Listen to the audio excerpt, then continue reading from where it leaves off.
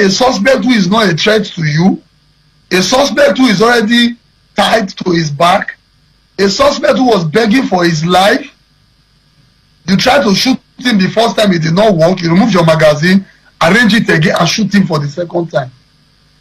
It is not explainable, it is not pardonable. All right, I'll start with the my brother, my sister. This boy with they buy for Warisu, e not surprise me. The problem when they be say that man, policeman wey buy that man, na person say now may do am. Yes, this thing don't happen before for any time. A man that they call Iyamu 1986. Yes, if he give people gun, may they go misbehave. Now immediately he say they don't catch them. Now he go still arrange, may they go buy them, so that make the secret no open. For them doing this broad daylight, and they know that they were videoing it. My brother, police they among of this thing. That's the way that boy carry, where they see that gun, when they see for inside bag. My brother, they get out for inside. They just cover up. This guy, when they say they don't carry go, but they carry go Benin, say go Abuja, from Abuja. I don't. You to tell now they say Evans. Evans is alive. Evans, they are alive. Before you know, I'm not going to hear anything about this boy again. They'll tell us, they don't go. He be by Angie.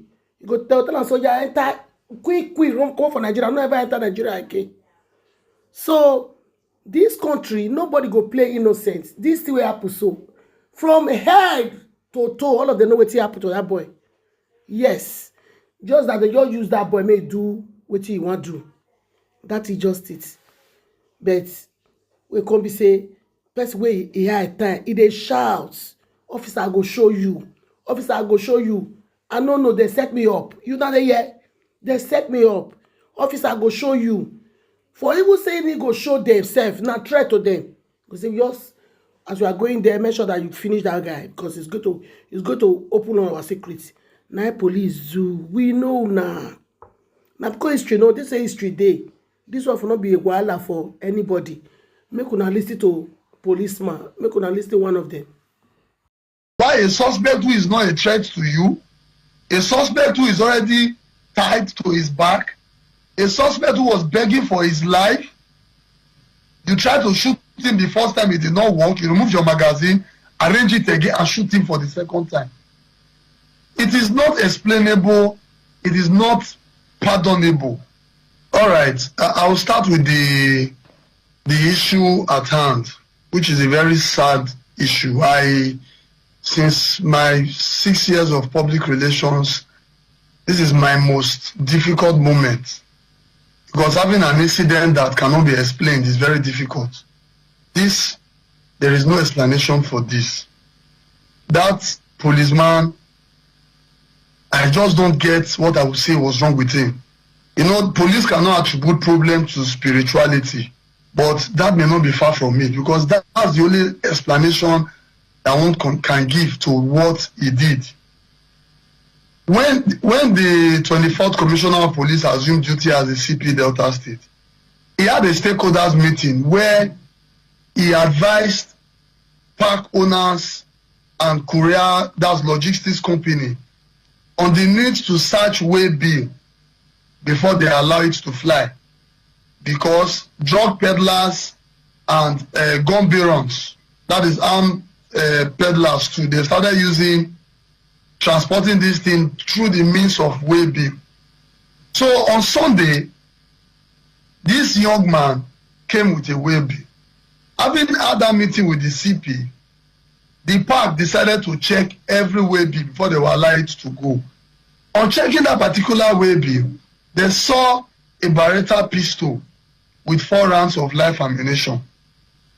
They quickly arrested the guy and tied him to his back and called the area commander, Efurun Area Command, who now mandated a team, a surveillance team, led by this ASP, to go and bring the suspect.